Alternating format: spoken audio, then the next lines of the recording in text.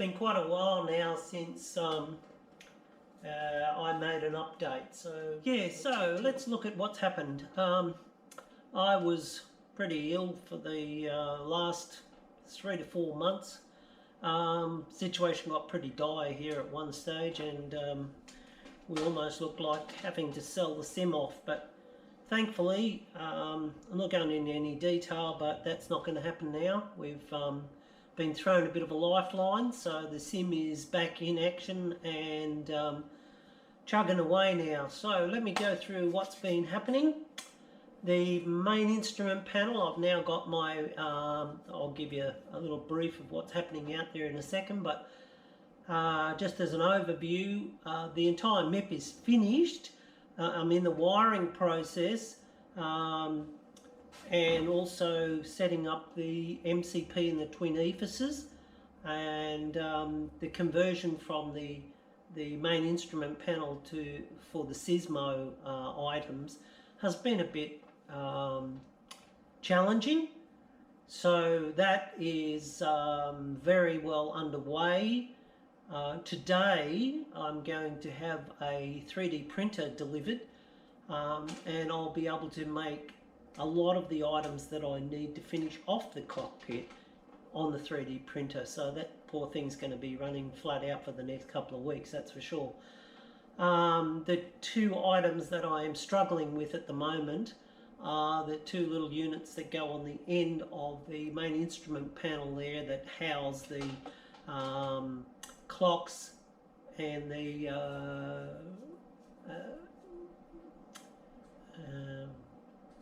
there's two little buttons on it. One's for the clock and one is for your radio intercom, and then also you've got your 6-pack and the master caution and fire warning lights.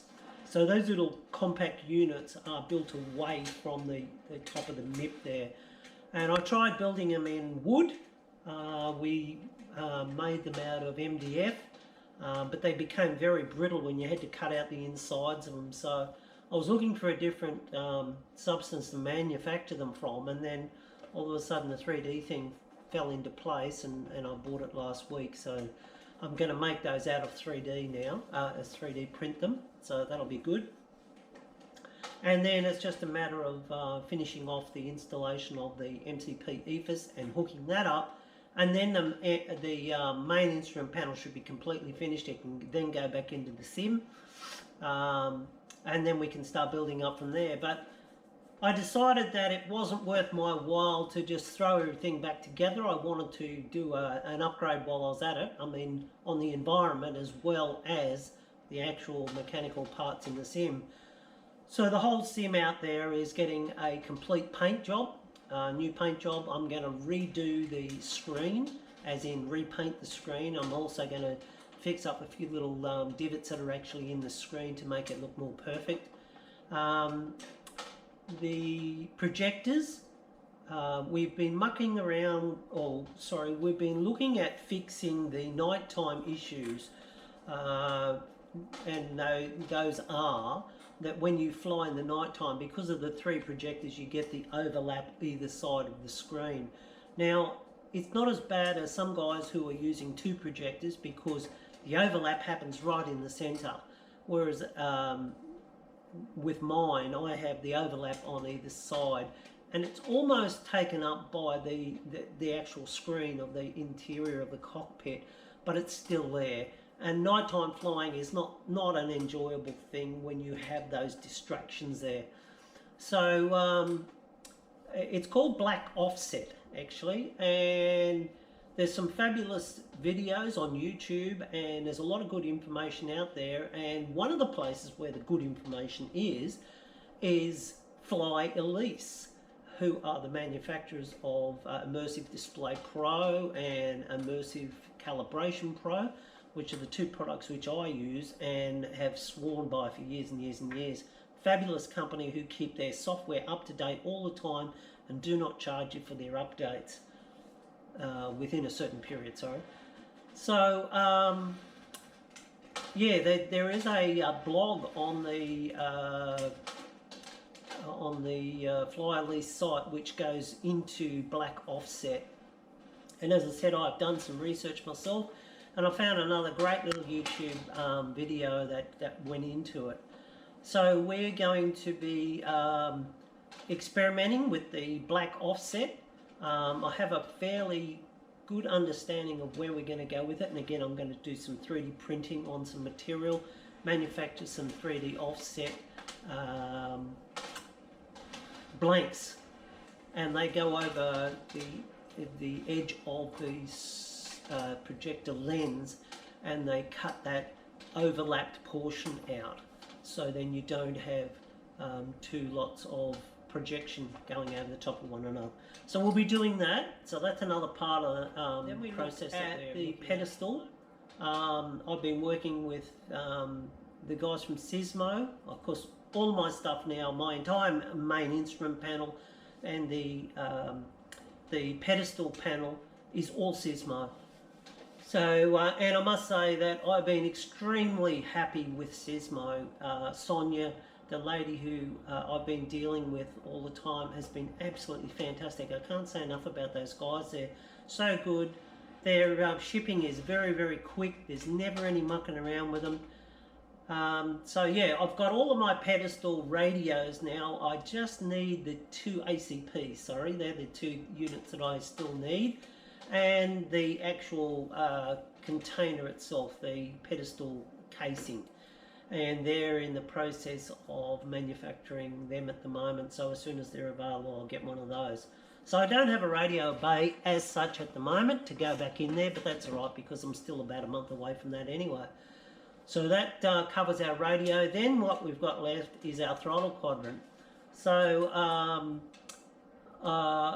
I've actually purchased, I wanted to buy a CFY unit earlier on, and they weren't available, and then I had gone with another manufacturer, but when things went crook when I got crook rather, things changed, and now I've actually just recently in the last week or so put in an order through Sismo for a CFY max throttle. Now the lead time on those is 4 to 6 weeks, so I'm hoping that I'll have the throttle here before Christmas. It's not a cheap unit, that's for sure, but you pay for what you get, so that's who I'm going with. The rest of the cockpit, seats are fine, and the rails will go back in there, that's fine. I'll be putting my rust cool intercoms back in the roof again, so I want to have that all operational. The liners, the FDS liners which I have, I've never been very satisfied with them, not only from the aesthetics but also from the installation. So I'm going to take them out, and I'll probably sell them off. But what I am going to do is replace them with more realistic liners. So we're going to do a fair bit of manufacture there. It'll probably be 3D as well as some fiberglass work there to get that all correct. And we'll manufacture the whole side panels right up to the roof itself. The ones that I was most upset about were the panels on the window where they come down and they fare into the side of the side walls there. So I want them more realistic. So I have everything here to be able to manufacture that. We also pulled all the windows out of the sim. I wasn't happy with the way they sat on the inside, and they were glued in, not glued, they were use of Celastic, so they were stuck on the inside. So I've actually removed all the glass from those panels, scraped all the Celastic off and everything like that. They've all been primed and recoated again, so they're all repainted, ready to go back in the sim. And what we're going to do is mount our glass on the outside of the sim this time. I'm going to make some little 3D attachment units to go on the outside, around on the frames outside, so that the glass just sits on there and they'll be screwed into the surrounding frames. So that covers that. We still have a fair bit of work to do on the rear part of our cockpit, and that will entail filling in the rear bulkhead. We're going to put a door in there, which will actually physically open, and I want to put a jump seat in there and fully enclosed area of the simulator. So that'll probably happen a little bit further down the track next year. Yeah, so we're hoping that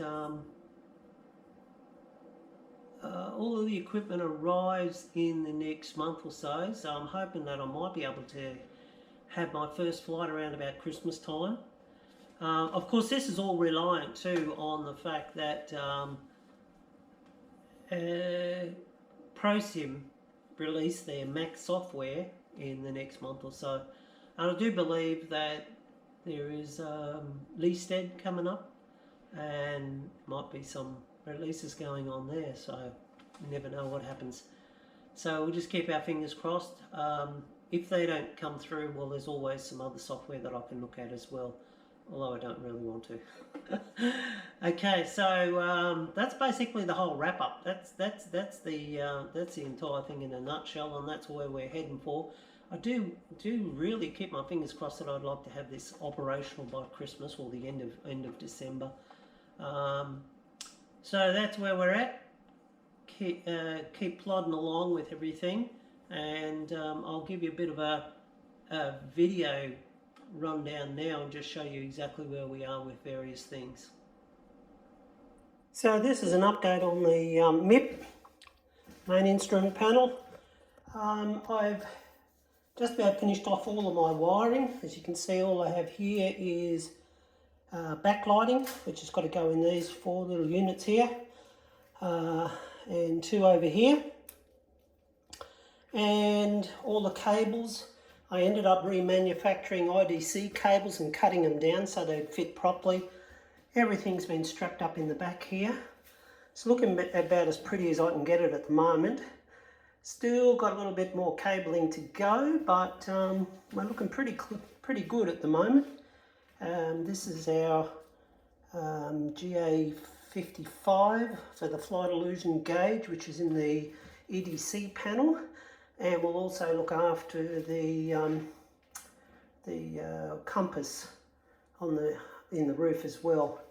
So what else has happened is that we've pulled out all of the screens. All the glasses come out of the shell screen holder, and I've had new glass cut, and we're going to put the glass on the outside of the MIP this time. Yeah, so there you have it. Just a quick roundup. As I said, in the next couple of weeks a lot of things are going to be happening, so I'll try and give you another update prior to us finishing everything up and getting it running. Probably be doing functional testing with the main instrument panel very shortly, just to make sure everything's operational there electrically and mechanically as well. So yeah, hopefully I'll get you another update within about a month's time. So that's all for now. Take care everyone, and I hope to see you back here shortly, and keep the blue side up. Bye for now.